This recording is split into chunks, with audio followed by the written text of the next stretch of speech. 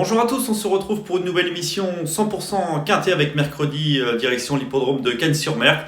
Le premier quintet de plat de ce meeting azuréen, le prix de Cannes, qui réunira 16 concurrents âgés de 4 ans sur les 1500 mètres de la piste en gazon.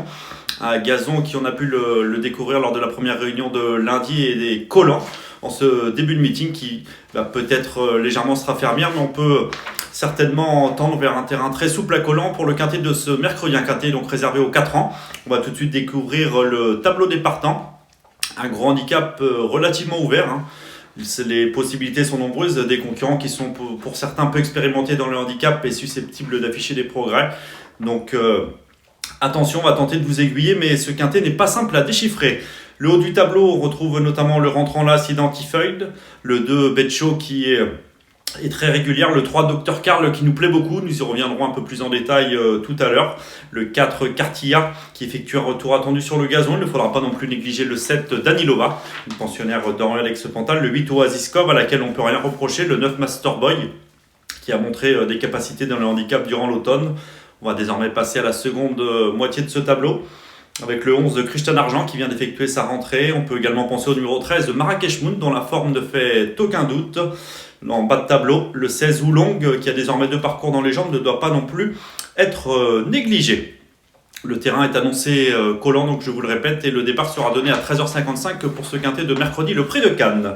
Nous allons désormais passer à notre nouvelle rubrique, le papier.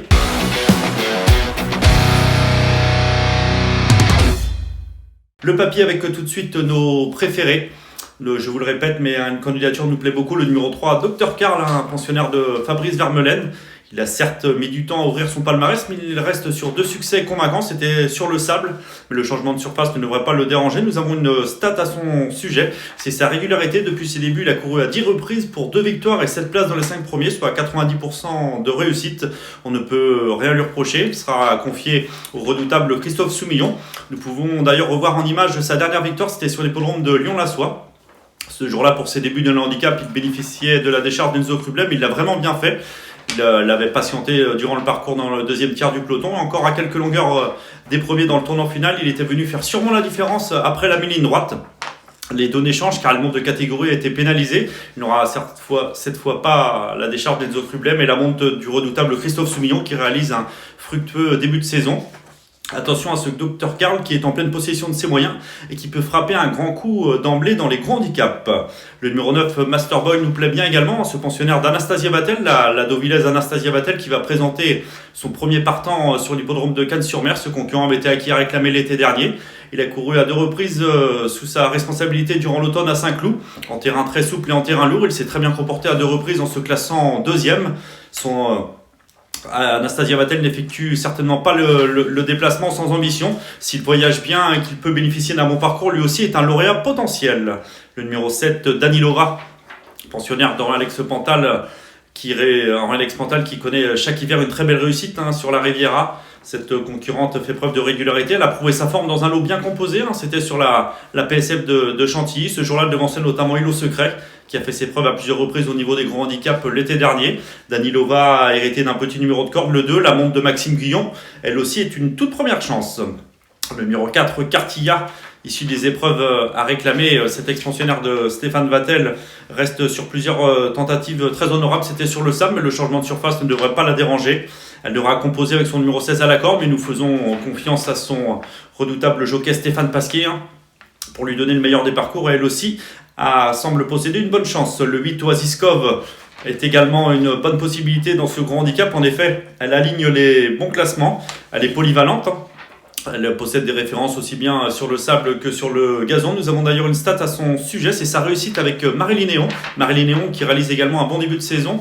Oasiskov et Marélie Néon, c'est 6 associations pour 2 victoires et 4 places, 100% de réussite. N'ont jamais déçu toutes les deux. Elle a prouvé sa forme sur la PSF de Pau, mais je vous le répète, le changement de surface ne devrait pas la déranger. Elle s'adapte à tout et peut à nouveau bien faire et mettre à profit sa condition avancée.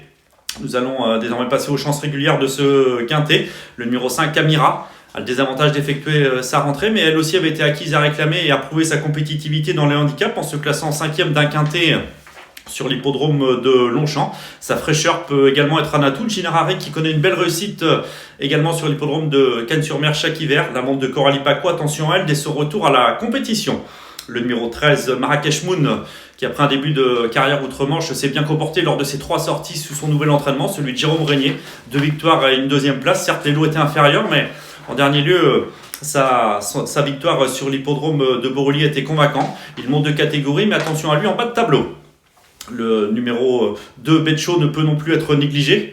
En effet, elle a cessé de progresser la saison passée, elle quittait ici des épreuves à réclamer. Pensionnaire de Roberto Carlos Montenegro, elle s'est bien comportée dans des lots bien composés durant l'automne. Certes, sa marge semble plus réduite en valeur 39,5 et elle effectue sa rentrée, mais attention à elle, sa constance peut lui permettre de s'immiscer dans la bonne combinaison. Il ne faudra pas non plus négliger le numéro 11, Krishnan Argent, qui s'était imposé l'hiver dernier sur le parcours qui nous intéresse.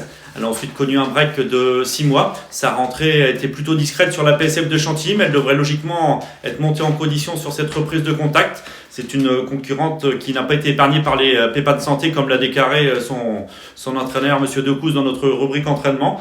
Mais attention, à ce point-là, elle semble plutôt bien placée, peut pourquoi pas s'illustrer d'emblée dans cette catégorie. Il ne faudra pas non plus négliger le numéro 16, Oolong, qui est toujours en quête d'une première victoire, ce pensionnaire de Fabrice Vermeulen, mais qui a néanmoins montré des moyens.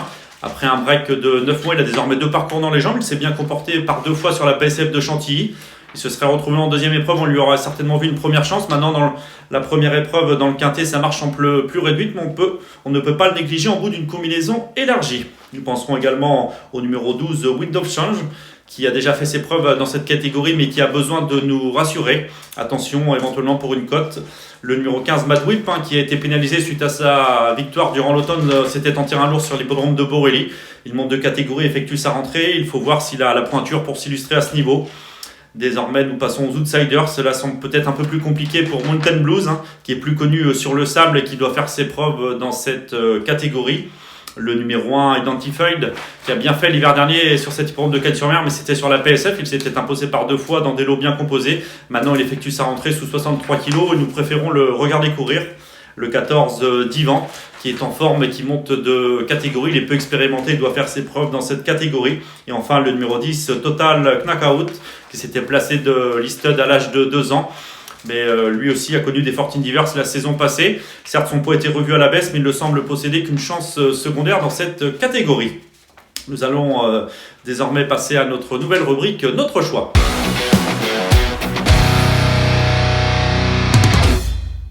Notre choix, nos 5 préférés pour ce quintet de mercredi à Cannes-sur-Mer, avec, je vous le répète, un quintet très ouvert où les possibilités sont nombreuses, mais notre coup de cœur, le numéro 3, Dr Karl, en pleine possession de ses moyens, et la monte du redoutable Christophe Soumillon. Attention à lui pour son retour sur le gazon, il vise une confirmation. Le numéro 9, Masterboy, le Deauvillais, qui effectue un déplacement ambitieux. Il s'est très bien comporté à 2 reprises durant l'automne d'un handicap et semble promis à une victoire dans cette catégorie. Le numéro 7, Danilova, régulière, l'entourage redoutable de Alex Pantal et la monte de Maxime Guillon. Le numéro 4, Cartilla, qui en dépit de son numéro 16 à la corde semble posséder une très bonne chance. Et le numéro 8, Oasiskov, à laquelle on ne peut rien reprocher, qui s'entend à merveille avec Marilyn Néon. Donc nos 5 préférés pour ce quintet de mercredi à Cannes-sur-Mer, 3, 9, 7, 4 et 8. Nous vous rappelons également que vous pouvez retrouver toutes les performances détaillées des différents compétiteurs pour effectuer vos jeux sur notre nouveau site pariture.com. Également suivre les courses en direct sur notre rubrique Le Live. Nous allons désormais passer à notre conseil de jeu. Conseil de jeu ce mercredi à Cannes-sur-Mer en Réunion 1 dans la 7e épreuve. Le numéro 1, Innovator, nous plaît bien. Pensionnaire de Nicolas Collery, il avait bien fait à plusieurs reprises la saison passée. Après un break de plusieurs mois et une rentrée profitable sur le sable qui n'est pas sa surface de prédilection, il retrouve le gazon. Attention à lui, le lot semble dans ses cordes et désormais pris en valeur 34. Il peut espérer refaire parler de lui dès ce mercredi. Sa cote peut être spéculative, mais nous vous conseillons de l'immiscer dans vos jeux, le 701 Innovator. Cette émission touche à sa fin, en espérant avoir été complet et pour tenter de vous aider à toucher ce quintet qui ne s'annonce toutefois pas simple à déchiffrer. Bon jeu à tous!